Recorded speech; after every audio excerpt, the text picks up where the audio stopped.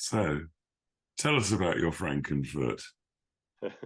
Well, as you may recall, I was in a really bad car accident when I was 21, um, and that was 22 years ago. The doctors wanted to cut my foot off because it was broken. My ankle bone and my talus bone, or talus bone, however you say it, was broken really badly at what the doctors call the neck. And I guess the talus bone is kind of like a sponge, and when it was fused back together with like titanium hardware, a lot of the vessels, the channels weren't they healed over and didn't let blood flow, and I developed a condition called avascular necrosis. And I had to go through a bunch of surgeries after that to keep my foot because I was persistent. I was like, no, you're not going to amputate it. I still want to snowboard. I want to live. And I couldn't imagine, having an amputated foot. But the results are I kept my foot, but with a lot of pain. And my one friend called it my Frankenfoot, and it stuck because I do have a lot of like scar tissue and a lot of like varicose vein looking blood vessels from all of the surgeries and the tissue damage. And it's always plagued me. I wake up every morning, or I used to wake up every morning almost falling down. So when I first used your Tesla device, it was the most profound experience of all. I've used it since then, and it's still helped me. But it was that first time where I really was able to lean into my ankle and stretch my Achilles tendon area, because I would always get such a sharp shooting pain in the front of the ankle. I could never really stretch the back of the ankle. And that was what was most profound to me, and most inspiring, and got me to bring it, to my friends and family and show it off. Not just my increased range of motion, but I've helped other friends. Some anecdotal stories of a friend with an elbow, my mother with her shoulder, have just been like turning to me like, Brian, I don't have any words to explain it. And I tell them I don't really have any words either, except to point like to Clive to Carl, who gifted it to me, to say, wow, there is something there. I can't explain it, but there's definitely something worth exploring. And I'm forever grateful. How many minutes did it take that first time to get the effect?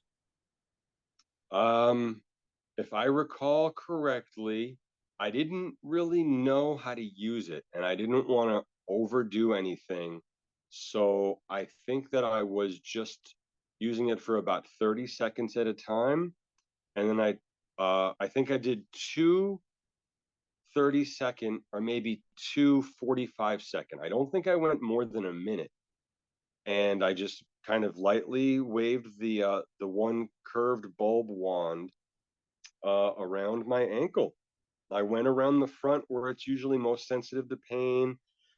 And, before I knew it, I was stretching on my ankle, and I was almost in disbelief, because even when early on after my surgeries, the doctors would prescribe me painkillers, I couldn't even stretch that well. And it was, yeah, it was not that long of a time. It's crazy, isn't it? I just did a talk yesterday afternoon where, I don't know, 20 people or something wanted to be treated. And I had Hmm. three machines on the go so they didn't overheat. And everybody got benefits. A lot of them came out of pain completely, but some of them just it made it better. But Right. it depends a lot on their health at the time as to whether they can sustain that as you did. Yeah. Um, I'm always expecting pains to go away. The most dramatic one And I've had recently was this woman who had been in the eye hospital for 3 days because they said she was likely to lose her eye because of some infection within the eye. In 3 days of treatment in the hospital, she wasn't getting any better. She borrowed a machine, used it for 15 seconds, 6 times when she got home in the evening, woke up at 3 in the morning, did it again. And she said, and I've got a video of her talking about it, that 80% better but the next morning. And Wow. the doctors not only saying they couldn't guarantee she wouldn't lose her sight, also said she'd have to be on steroids and antibiotics for 6 months. And even then, there was no guarantee. I mean, super crazy. I think it took her about 3 weeks to actually get completely over the issue. But Wow. 80% better right away. It is. It's just so amazing that in such a short amount of time I've got that I was somebody at the able to door. get such results. Hang on a sec, got somebody at the door. And I think, you know, I don't really know because I'm not the creator, but I also question too if not only did was the Tesla device helpful, but I wonder if at a certain point, because I'm a little bit more of a skeptic to start, that after I did notice the results, that maybe there was a little bit of not placebo effect, but a little bit of once the Tesla device got me a little bit of relief, that maybe just my belief and my hope and my optimism and joy, released something else, chemicals or whatnot in my body that was like, you've got this. And there's a path for less pain and more mobility. And perhaps just that in itself, was a catalyst as well as a healing device, if that makes I sense. mean, there's no question about it. Maybe you've heard me tell this story before, but some years ago, I was using some different technology to test it out, the spooky devices, Hmm. and I Hmm. got 4 of them. And I'd wired up this poor guy to all 4, and he got vision problems, brain problems, and pain. An hour later, everything's fixed, and I'd forgotten to switch the machines on. Yeah, Wow. so that's the power of the mind. Um, Yeah. I had the decision then, do I tell him or not? I decided not to. So I don't care what gets them better.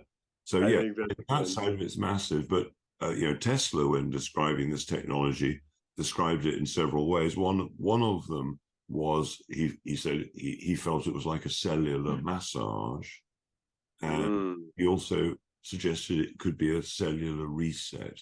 So you know I we're not, do remember you saying that as the reset. and I mean that seems to make sense when you see the results. Hmm. I gotta say that I really also have found that I love um massaging the bottoms of my feet, the soles of my feet, as well as my belly button. Well, I mean, that's super important. You've got all the connections are in the belly button and all the meridians and everything. I mean, I've had reflexologists who've said, well, look, I'm getting what I'd normally do in 30 minutes, I'm getting done in 5. Mm,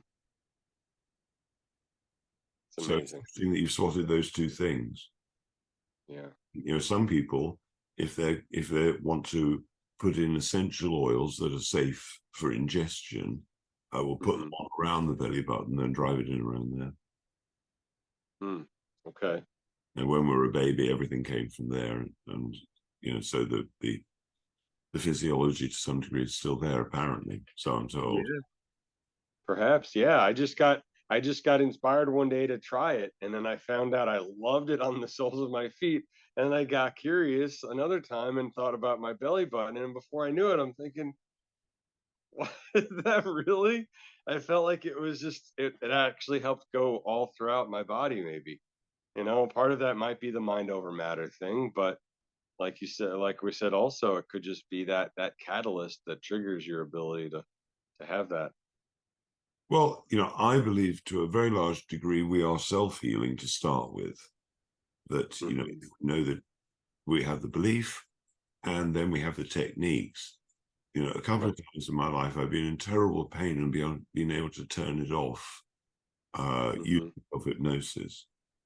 And but then I lost the ability, and I talked to one of my hypnosis teachers about it, and he said, "Well, look, what you'd commanded your body to do was to turn off pain, and I had a migraine that was just terrible, and I turned it off like a light switch.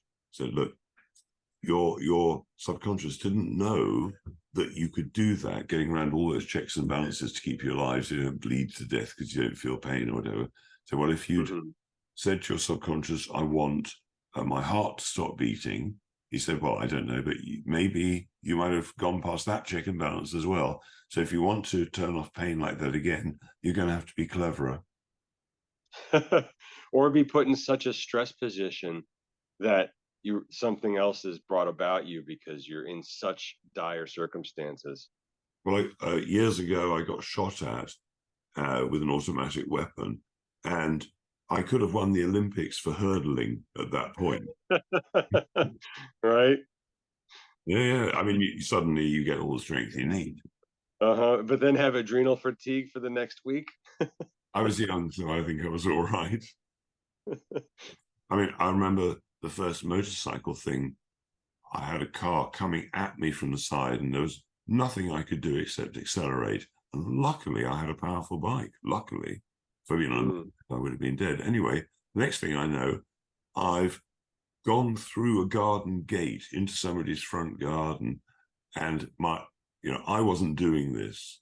Some other part of me was driving the bike. Managed to stop about 1 inch before I crashed through the front door. Managed to turn the bike around in the woman's front garden, and started racing off down after the car. And suddenly, my whole body turned to jelly, and I couldn't. Even when I managed to get off the bike, I couldn't turn the key off because I was too shaky. Right. Yeah. So, Yep. But it got you through that fight or flight scenario. well, absolutely. The next motorbike one I had, so I was really into them, still am actually. I came off round a roundabout, must have hit some oil, and suddenly time slowed down.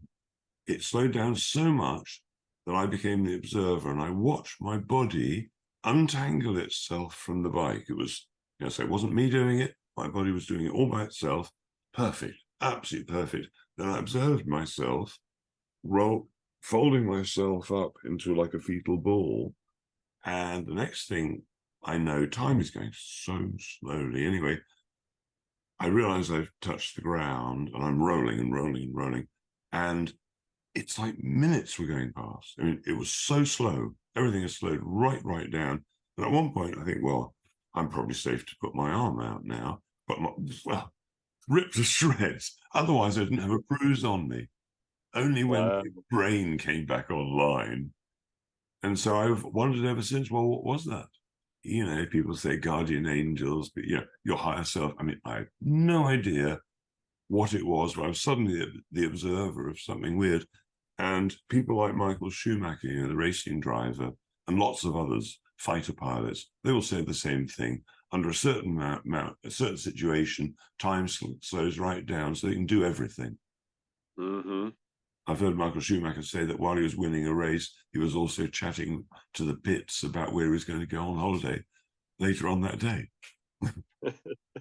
So time is going so slow, it's fine. And you can Yeah. understand how they can have those lightning reactions. Because in there, so the question is how many people can at will slow time down? There was another old English racing driver called Graham Hill, and he said the moment he hit 180 miles an hour, then that was great. That was the point that time slows down for him. Wow. I It's took amazing what we're I capable got of. off that subject, but the power of the mind. Yeah. It's I amazing. think there's so much more possible than we've ever been told. And we went to school where they kicked out any ideas like that you might have some qualities. Yep. That's why I'm more optimistic of where we're headed. I know there's a lot of, fear or alarmism and negative talk. And I see that. I see the potentials, but I also see the potential for, the greatness that we're capable of. Whatever's coming around right now.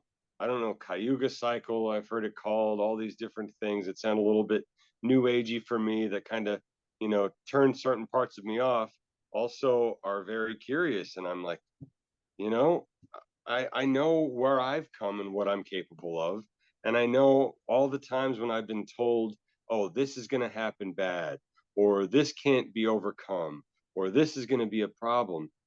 And it's not come about like that. And instead, so much greatness has come about. And I'm just still optimistic that it's going to be more of that in the future for all of us. I'm sure there's going to be the the tough stuff that we'll have to deal with. But like it's shown me, it's just made me stronger and bigger, badder, better. You know. Yeah, no, well said. I agree.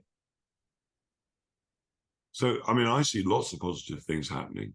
Lots, really, Hmm. a lot of people, you know, a lot of people are doing stuff. And how many people does it take? Let's say 70% of the population will just go along with what they're told. So, I see people now deciding to suggest to the town, well, let's not vote for the council anymore. Let's vote in another one, totally separate.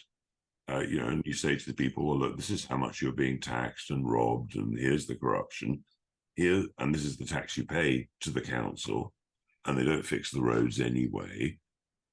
Here's our council, the People's Council, and it's going to cost you a third, and we'll actually fix the holes in the road. We'll collect the rubbish, stuff like that. I mean, how do you appeal to people? Sex, money, and laughter. Some people are too old for the sex part, maybe, but the money part, everybody's getting fleeced. So now's the time to say, look, if only we vote these bastards out, you'll be richer for a start. Then you'll be more relaxed, and then your sex will get better, and then you laugh more. And then you might laugh. Trifecta. So yeah. That's funny. That's a quick crash course in how to win in politics.